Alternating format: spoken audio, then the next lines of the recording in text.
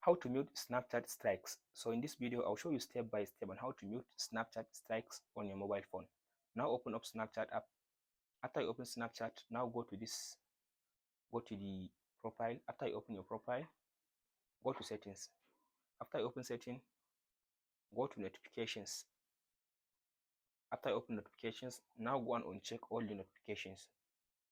Uncheck all this except three ones that I have, except three. So scroll to down.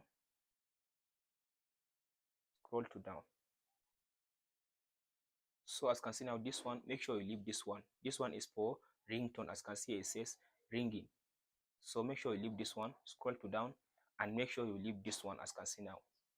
As you can see now, make sure you uncheck this one again and you only leave this one. As you can see now, make sure you leave this one and this one. That's it, guys, on how to mute Snapchat strikes. Hope this video helps. Don't forget to like, subscribe, and share. Thank you for watching, guys.